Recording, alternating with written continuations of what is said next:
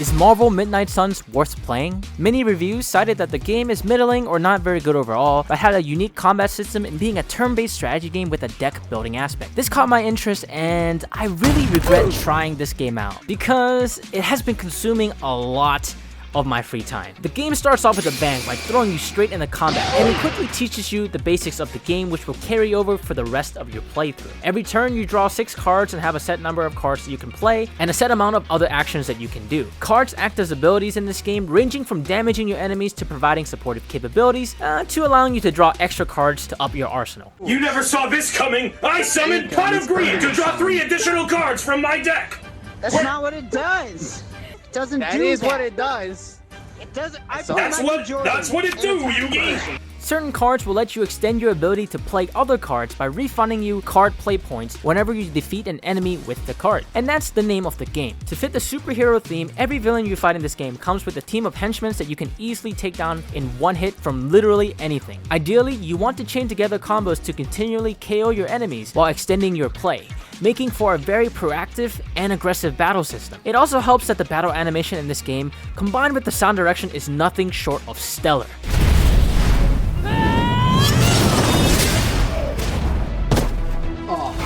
Many of the game's battle animations do a great job at conveying the oomph behind each hit. After the brief combat sequence ends, you are thrown into a long, drawn-out sequence that introduces the base management aspect of this game. And this portion is where a lot of the reviews I saw had negative remarks about. And I can sort of see why. On first impression, the many Marvel characters in their casual wear tend to have very bland character models and facial expressions. You get to make a character unique to this game called the Hunter, which is kind of cool. You get limited customization options, but you are a preset character, meaning you have a backstory and relationships with some of the existing Marvel characters already. You also get to customize each character's outfits and colors, and there's a variety of options that you can unlock as you play the game. As for your main character, they also have headgear options which you can kind of mix and match to create your own cool superhero mask or helmet if you choose to do so. The dialogue towards the Hunter, your main character, can be lacking at first, and I saw a lot of complaints here too, but given the context of the later parts of the story, I can see why many of the characters were written to outright respect or admire this character, just because you are literally the chosen one that can prevent this crazy bad prophecy from happening. And without going into too much detail, I can understand why some people would not like this type of writing. It is serviceable, but I do have some good news that I'll talk about in just a little bit. At your base of operations, known as the Abbey, the game becomes a half dating sim, half light puzzle exploration game. Exploring the Abbey will reward you with treasures which can help you unlock resources to build better cards or new outfit colors for your characters. You will also learn a bit about the backstory and lore of the game, so if you're into the story, you may find something within the Abbey. When I was initially introduced to the Abbey, I really got that feeling of wanting to just get it over with just to get back to the amazing combat, which is what I assume most people felt as well. On the character side of things, you want to level up your relationship points with the playable cast through selecting dialogue options that appeal to the character, hanging out with them during your free time, and giving them gifts not too dissimilar from Mass Effect, Dragon Age, and the Persona series. This can be fun for an RPG lover, but if you're looking for straight brain-busting strategy, it's just gonna detract from the experience. It also doesn't help that there are so many pointless cutscenes in the Abbey itself that really should be automatically skipped after the first time you see it during any given play session. For example, when you turn in for the day, you watch your character go to bed, that's a cutscene. Then you view a cutscene of the Abbey in the morning. Then you view a cutscene of your character getting out of bed every single time. A bit into the game, you gain access to fun facilities like being able to modify your cards with extra utility to further raise the scale of crazy combos you can pull off. When I saw the direct benefits to my gameplay from upgrading my base and from leveling up relationships, which unlock stronger passive abilities and cards for your favorite heroes, which makes you better in combat, I became trapped in Marvel's Midnight Suns' very addictive progression loop. And as I mentioned before, while the interaction with the main character, the Hunter, is serviceable, I personally really enjoyed the interactions between each of the playable cast of characters. Huh. You're not as much of a boomer as I thought you'd be. Boomer? Please. I was born in 1918. Oh, those kids still have a lot of growing up to do.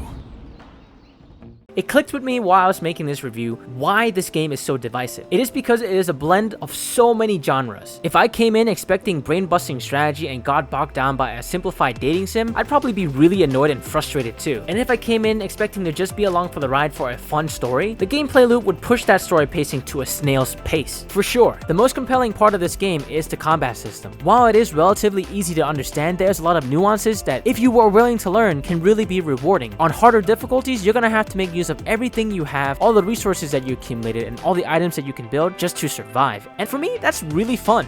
Even with all that though, it's really refreshing that the game does a pretty good job at keeping the deck building relatively simple and not super overwhelming for the average player. Each hero has a deck of 8 cards, and while that can feel limiting at first, I think keeping it kinda small makes it manageable for people to just get into the gameplay. Once you go into a mission and you deploy, 3 characters' decks are all combined into one, shuffled together with some additional cards added in from story progression or building up the Abbey. Each hero can be played in a variety of ways, but will tend to focus on a particular mechanic. Iron Man focuses on the game's redraw mechanic to simulate augmenting a card, while Spider-Man focuses on mobility and environmental attacks. The main character, the Hunter, has the most flexibility in their card choices, which is probably a good segue into the affinity system. The player has to choose how their player character, the Hunter, responds to situations. Your response options can range from being nice, neutral, or somewhat brutal. All these dialogue choices not only impacts how your character responds to you, whether they'll like you or not, it will also push you towards a certain alignment of light or dark. This affinity can also be impacted by the cards that the Hunter utilizes in battle. More supportive cards usually have a light alignment, while more damaging cards tend to align with the dark. I do want to mention that the unlockables for committing to the light or the dark side are not super major and do not need to be focused on. With the abundance of agency and synergies that exist within the combat system, I found myself being unable to put this game down for hours on end. And as I progressed further into the base building and the relationship building aspect of the game, the crew grew on me. This is helped by the fact that the entirety of the game is voice acted, and while not every voice line sticks to landing, I found that most of the voices that worked on this game did a pretty good job. I did run into some glitches here and there, but I've heard that there were some crashing issues that have occurred as well. Luckily for me, the only thing I got was Tony streaking some of the younger members of the team.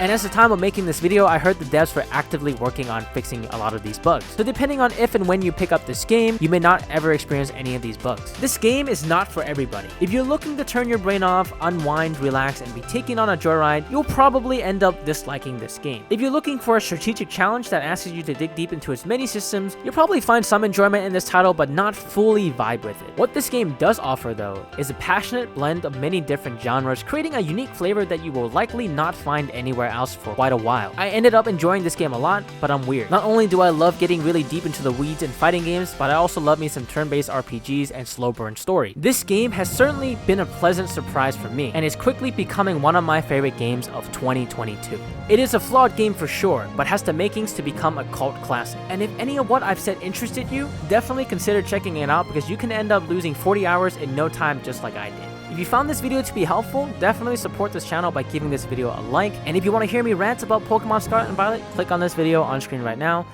Peace.